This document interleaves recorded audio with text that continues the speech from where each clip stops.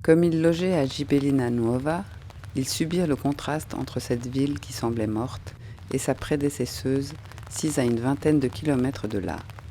Morte, elle aussi, dont le rôle devenait celui de la nécropole étrusque, la ville des morts juxtaposée à celle des vivants.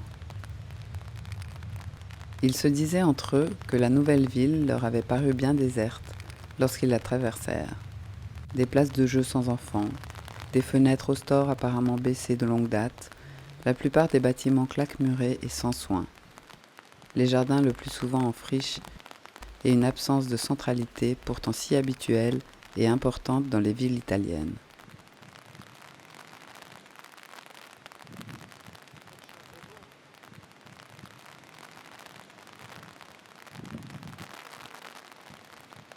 Ce n'est qu'après qu'ils surent que la ville, projetée pour accueillir 15 000 habitants, n'en contenait maintenant plus que 3 000. Le soir, après la première rencontre avec le site, qui avait eu lieu en fin de journée, ils s'interrogèrent sur la validité de s'intéresser à Gibellina Nova au détriment du Créteau, le site où le tremblement de terre avait annihilé l'entier du village.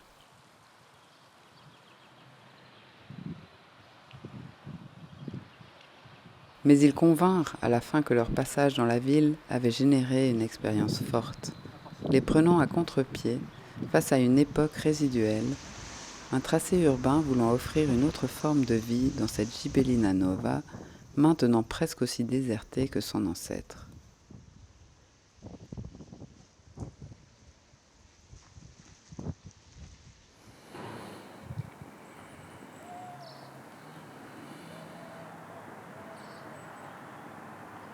Benoît, Stéphane et Robert s'échangèrent des réflexions sur la manière de filmer Gibellina Nuova.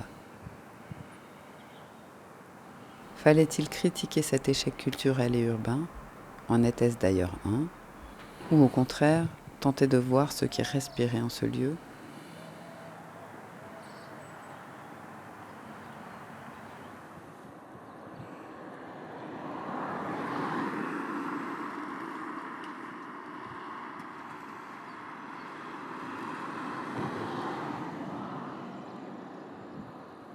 La distance et surtout l'accès difficile à cause de l'état de la route de campagne sinueuse semblaient avoir rompu le lien entre ces deux pans d'histoire. Alors que nos civilisations avaient pris l'habitude d'enterrer ces morts en leur centre, ceux du tremblement de terre furent figés dans un repli létal, géographique, bien des années avant que le Créteau ne fût réalisé. Puis ces morts furent à nouveau pris, cette fois-ci dans le sarcophage mémorial, ensevelis une deuxième fois.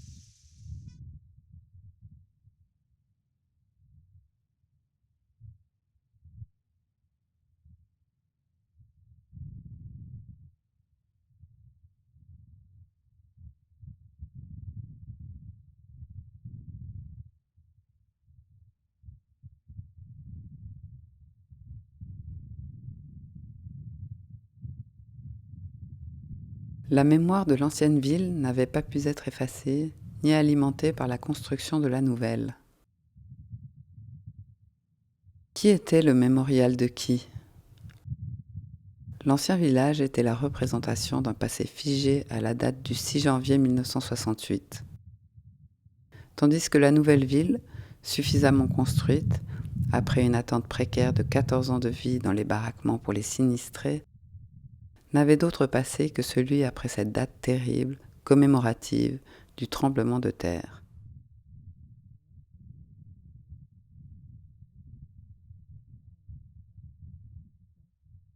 Robert imagina que l'ancienne Gibellina semblait marquer, dans sa pureté blanche, parfois rosée, la prédominance des morts sur les vivants, tandis que la nouvelle soulignait l'impossibilité d'oublier les morts et tout à la fois de revivre une vie nouvelle sans l'attacher à la catastrophe.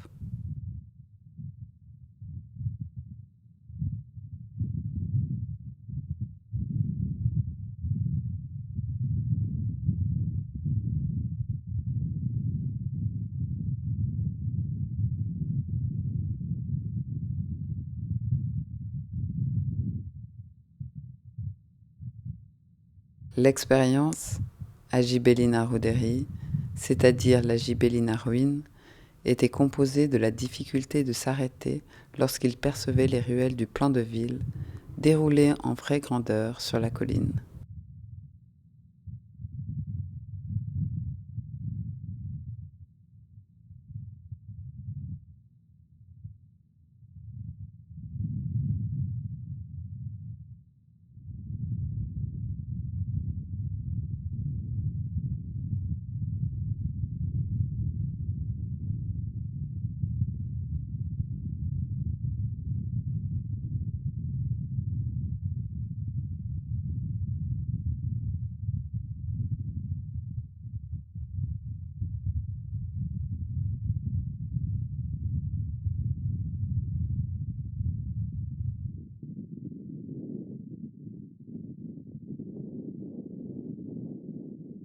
Leur corps mouvant circulait au milieu de ce linceul blanc de béton qui semblait doux, souple et ductile à cause du coffrage fait à l'aide de bâches.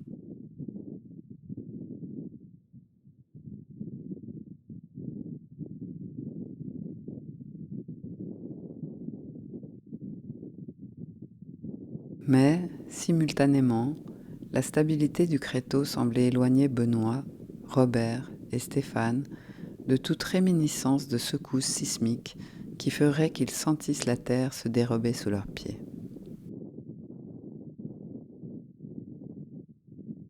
L'apparente lourdeur de ces pâtés, de ces îlots, évoquait une stabilité, comme s'ils étouffaient de leur poids le passé que recelaient les gravats des bâtiments écroulés. La terre versatile de la Sicile.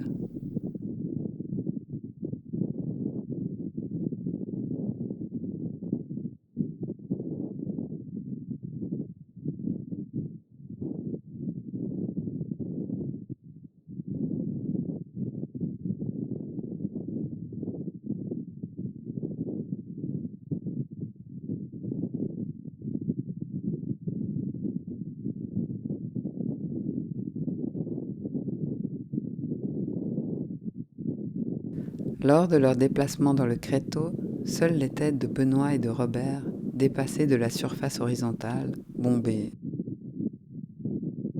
comme s'ils nageaient dans une mer houleuse.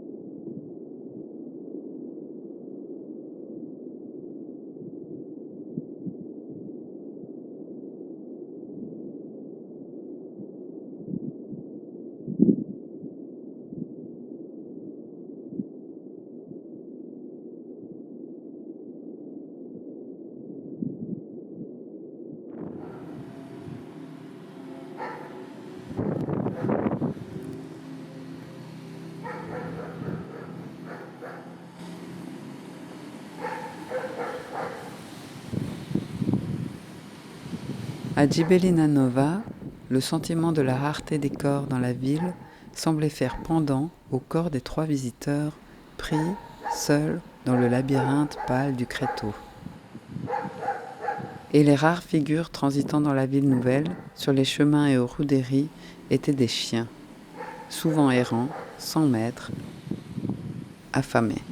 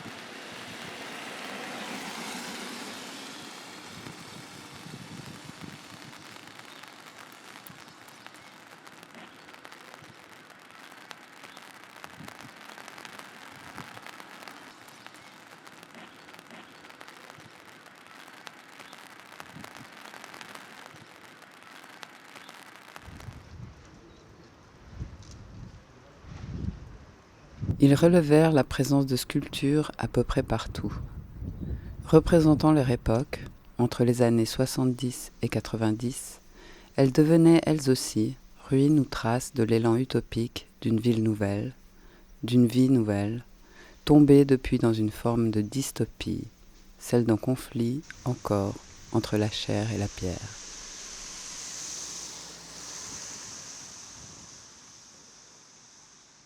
Les sculptures éparses dans la ville nouvelle attestaient d'une époque, d'une vision de l'art qui maintenant semblait dysfonctionner. Ils constatèrent qu'il y avait trop de promiscuité entre ces sculptures parsemant tout l'espace urbain. Monuments en mauvais état, révélant qu'ils avaient mal vieilli alors que le Créteau s'en tirait bien.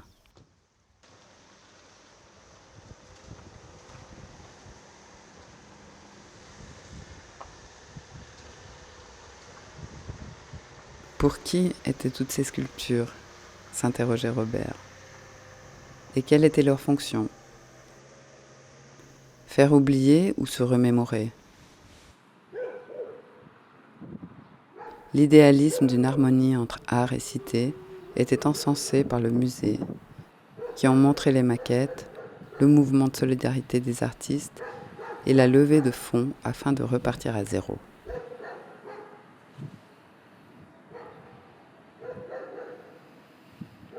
Les sculptures qui parsemaient et marquaient divers recoins de Gibellina Nuova devenaient à leur tour des pierres erratiques, comme déposées au hasard.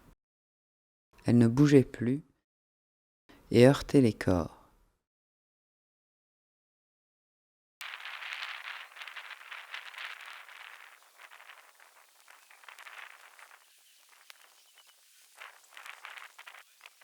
À la seconde visite, le lendemain, un troupeau de moutons devança leur voiture sur la route, les contraignant à rouler au pas.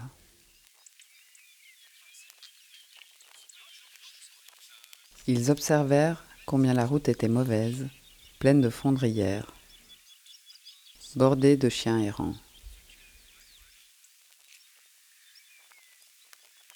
Leur regard tomba à l'improviste sur le carré blanc, légèrement rosé, comme déposé sur le creux de la colline.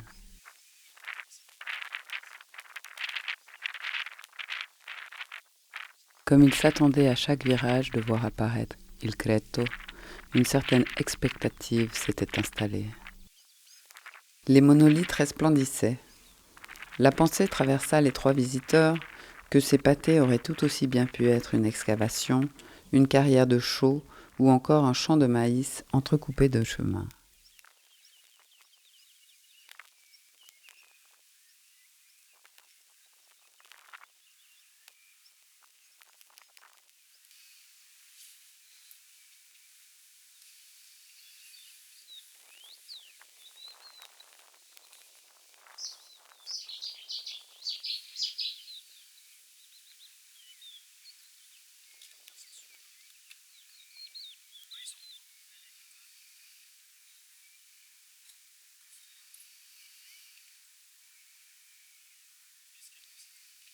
Il y avait une singulière esthétique, celle de la belle ruine, qui exsudait de ce tapis de béton.